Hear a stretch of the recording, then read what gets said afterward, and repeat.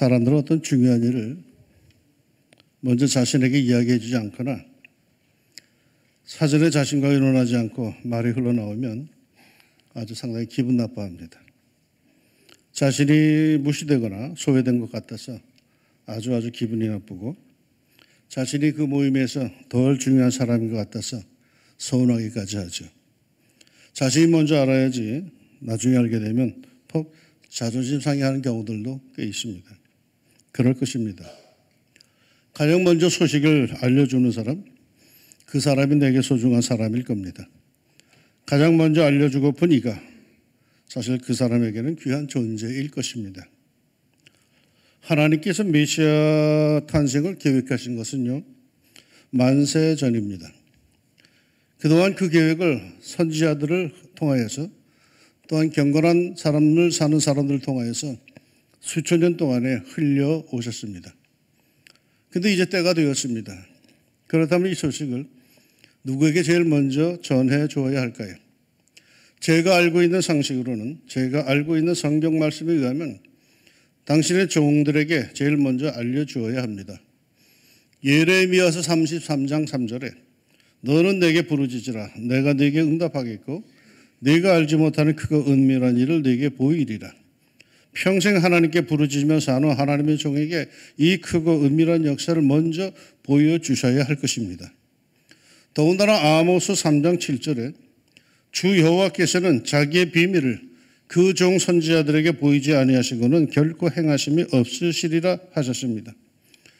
하나님께서는 당신의 비밀을 당신의 종들에게 선지자들에게 보이시고 알려주시고 행하신다고 분명히 선포되고 있습니다. 그러니 그 구주 탄생의 소식은 누구에게 제일 먼저 전해졌는가? 신학자 중에, 선지자 중에, 제사장 중에 어느 사람도 그 때가 이르렀음에도 이 소식을 받은 이가 없습니다. 도리어 누가복음에 의하면 들에서 양을 치던 목자들에게 제일 먼저 이 소식이 전해집니다. 목자, 천민 중에 천민인 목자들이었습니다. 의외의 인물이었죠. 오늘 성경 본문 마태복음에도 그러한 모습이 보입니다. 메시아 예수님이 태어나신 사실을 예루살렘에 있는 유대인들, 그 택감받았던 거룩한 하나님의 백성이라고 하는 유대인들 중에는 아무도 모르고 있었던 것 같이 보입니다. 도리어 메시아가 태어나셨다고 감을 잡고 그 먼 길을 달려온 사람들은 유대인들이 무시하고 천시하던 이방인, 동방의 박사들이었습니다. 그러니까 하나님께서는 그 중요한 메시아 탄생의 소식을 유대인이 아닌 이방인에게 먼저 알려주셨다는 뜻입니다. 왜 그러셨을까요? 우리는 우리가 태어날 곳을 택할 수가 없습니다. 또한 우리가 태어날 시간도 택할 수 없죠. 물론 요즘에는 해산할 때가 되면 시간을 그 부모가 정하여서 병원에 가서 수술해서 낳지만은 그것도 역시 본인이 택한 것은 아닙니다. 인류의 역사에 있어서 자기가 태어날 곳, 자신이 태어날 시간, 자기가 택하여서 태어난 사람은 아무도 없습니다. 그러나 예수님의 경우는 달랐죠. 예수님은 자신이 태어날 곳을 택할 수 있었고 태어날 가정, 길러줄 부모를 택할 수 있었습니다. 그런 예수님, 어디서 태어나셨을까요? 오늘 본문에 보면 동방 박사들은 메시아가 태어났음을 확신하고 먼 길을 떠나 이스라엘로 돌아옵니다. 그리고 그들은 곧바로 어디로 찾아갔는가 하면 예루살렘, 그것도 왕궁으로 찾아갑니다. 왜 그들은 왕궁으로 찾아갔을까요? 그들의 상식으로는 메시아라고 할 것 같으면 왕족의 가정에서 태어났을 것이라고 여겼기 때문입니다. 메시아라면은 호화로운 궁에서 태어났을 것이라고 믿었기 때문이죠. 그래서 지체하지 않고 곧바로 왕궁으로 향했고 그리고는 당당하게 말을 합니다. 유대인의 왕으로 나시니가 어디 계시냐? 우리가 동방에서 그의 별을 보고 그에게 경배하러 왔노라. 생각을 해보세요. 메시아라고 할 것 같으면 새 시대를 열 지도자입니다. 당대의 통치자, 왕으로 볼 때는 이건 위험인자입니다. 자기 자식이라면 모르겠지만 남의 씨라면 이건 제거해야 할 대상입니다. 그런데 동방의 박사들은 왕궁에 들어가서 헤롯 왕 앞에서 아주 당당하게 말합니다. 유대인의 왕으로 나시니가 어디 계시냐? 이거 바보가 아닌 다음에야 현 직군자인 절대 권력 왕 앞에서 이런 소리를 어떻게 하겠습니까? 이는 필경 동방 박사들이 생각하기를 그런 메시아, 그런 위대한 지도자는 분명히 왕의 가정에서 태어났을 것이라고 여겼다는 것이죠. 그러게 왕 앞에서 서슴없이 말을 합니다. 즉 축하의 말을 던지고 있는 것이죠. 메시아는 왕국에서, 왕의 집안에서 그런 혈통을 타고 태어나야 했습니다. 그게 세상 사람들의 생각이요 상식이었죠. 정말 메시아라면 그런 집안을 택할 것이라고 여겼었죠. 그런데 실상 예수님은 어디서 태어나셨습니까? 어디를 자신이 태어날 것을 택하셨습니까? 우리가 익히 알고 있듯이 마구간입니다. 또 예수님의 부모는 어떻습니까?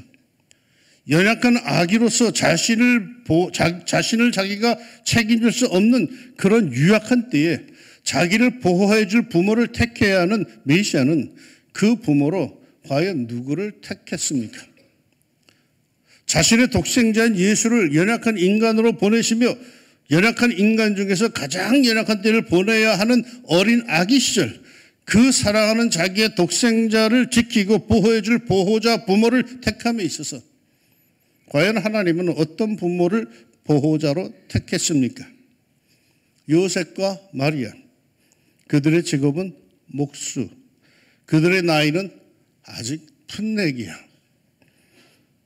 사회적 지위는 만삭임에도 여간방 하나 구할 수 없는 지극히 평범한, 아니 무능에 가까운 사람들이죠. 재력 파악할 수 없지만 누가복음서에 기록된 내용으로 보며 짐작할 수가 있습니다. 마리아에게 아기를 낳고 정결 예식을 행하러 올라갔을 때 정결 예물로 드린 것이 여기에 소개되는데 또 주의 율법에 말씀하신 대로 산비둘기 한 쌍이나 혹은 어린 집비둘기 둘로 제사하려 함이더라. 예물이 산비둘기 한 쌍 또는 어린 집 비둘기입니다. 이 제물들은 율법에 의하면 빈곤층, 가난한 사람이 드리는 제물입니다. 부자는 소를 제물로 드렸고 평민들은 염소나 양을 제물로 드렸습니다. 그런데 메시아의 부모 요셉과 마리아가 드린 제물은 비둘기입니다. 빈곤층의 제물입니다. 이는 무엇을 뜻하는 걸까요? 그들은 결코 부유한 사람들은 아니었다라는 것입니다. 예수님은 어쩌자고 이런 사람들을 자신의 보호자로 택했을까요? 스스로 자신이 태어날 곳, 태어날 집안, 길러줄 부모를 택할 수 있는 권한이 있는 메시아가 어쩌자고 이런 가난하고 나약하고 힘이 없는 사람을 부모로 택하고 그것도 평범한 집도 아닌 가장 극빈자나 거할 수 있는 마구간을 자신이 태어날 곳으로 택하셨을까요? 아니 그의 아버지 하나님은 무슨 심정으로 이렇게 허약한 이들을 보호자로 택하셨을까요? 인류를 구원하시겠다는 의지를 갖고 계시는 하늘아버지 하나님, 그 하나님의 의지를 이루어 드리겠다고 하는 아들 예수님, 이를 우리에게 감독으로 알려주시는 성령님, 이 삼위일체의 하나님은 어떤 사람에게 평소에 관심을 갖고 있다는 것일까요? 모든 인류를 다 사랑하시면 분명하지만 그중에 특별히 애틋한 마음을 누구에게 갖고 계시다는 걸까요? 아니 이러한 생각을 갖고 있는 것조차 하나님의 품성에 의하면 웃기는 상상일지 모르지만은 그러나 현실은 현실로서 우리식으로 이해한다면 하나님은 누구를 조금 더 마음에 두고 계신 걸까요? 우리와 같은 감성을 갖고 계시는 인격적 하나님은 이 많은 사람들 중에서 어떤 사람에게 더 마음을 쓰고 계시는 걸까요? 분명합니다.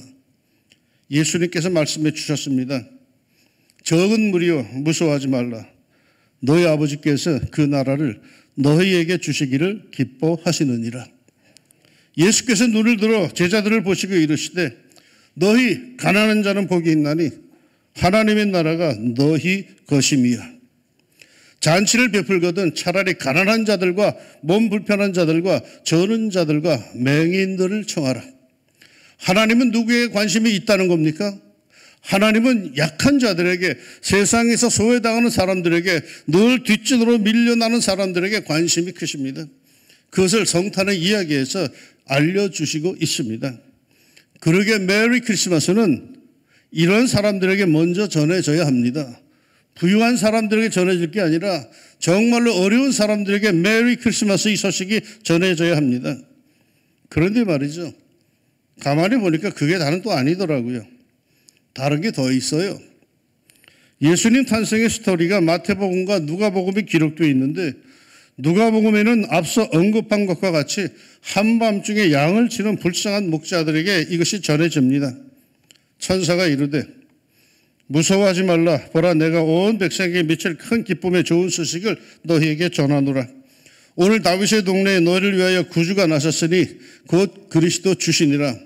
너희가 가서 강보에 쌓여 그 위에 누워 있는 아기를 보리니 이것이 너희에게 표적이니라 하더니, 그러자 목자들은 말이죠, 메시아 탄생의 소식을 듣고는 당장에 찾아가서 경배를 합니다. 기다렸다는 거겠죠. 그러나 마태복음 오늘의 본문을 보면은 헤롯 왕이 메시아가 어디서 태어나겠느냐라고 묻자 대제사장과 서기관들은 입을 모아 대답합니다. 유대 땅 베들레헴입니다. 정확하게 알고 있다는 겁니다. 그럼에도 그들은 그 뒤로 찾아가지 않습니다. 그럼에도 그들은 꿈쩍도 하지 않습니다. 여러분, 아는 것과 기다리는 것은 다릅니다. 그들은 이미 기득권층, 가진 것을 다 갖고 누릴 것은 다 누리는 그런 이들로서 실상 메시아가 별로 달갑지 않을지도 모릅니다. 그러게 알면서도 가지 않습니다. 그러나 목자들은 한 걸음에 달려갑니다. 동방의 박사들은 그 먼 길을 마다하지 않고 나섭니다. 그리고 마침내 예수님을 만나고 가장 행복한 모습으로 변화해 돌아갑니다. 크게 기뻐하고 기뻐하더라. 예수님은 누구십니까? 누구든지 그분을 제대로 만나기만 하면 치유받고 큰 기쁨을 얻고 가장 행복해할 수 있는 그분, 예수님은 누구십니까? 찬송가 94장이 이렇게 소개하더라고요. 예수님은 누구신가? 우는 자의 위로와 없는 자의 풍성이며 전한 자의 높음과 잡힌 자의 노임 되고 우리 기쁨 되시네. 예수님은 누구시? 약한 자의 강함과 눈먼 자의 빛이시며 병든 자의 고침과 죽은 자의 부활되고 우리 생명 되시네. 예수님은 누구신가?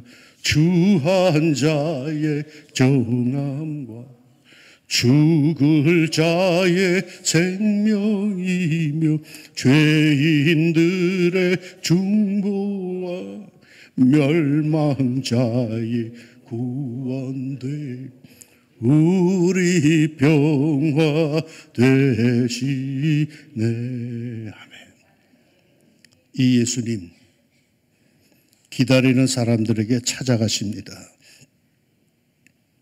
오늘은 대림절 첫째 주일, 예수님을 기다리며 삽시다. 내 삶의 현장에, 내 삶의 고달픔 속에, 내 가정에, 내 마음 안에, 내 영혼 속에, 내 안에 오십시오. 예수님 기다립니다 라는 심정으로 기도하며 대림절을 보냅시다. 기다리는 사람들에게 분명 찾아가실 겁니다. 그리고 마침내 모두들 기뻐하고 기뻐하는 성탄절의 복을 누리게 될 줄로 믿습니다. 기도합시다. 기다립니다. 주님, 다시 오겠다고 하신 지가 2000년이 지나갔는데 아직도 우리는 기다리고 있습니다. 그런데 우리가 분명히 아는 것은 성경의 그 많은 약속들이 하나도 이루어지지 않은 것이 없이 때가 되니까 다 이루어졌다는 사실을 우리가 알기에 아직까지 오시지 않은 예수님이시지만 그래도 오실 날을 우리는 기다리고 있습니다.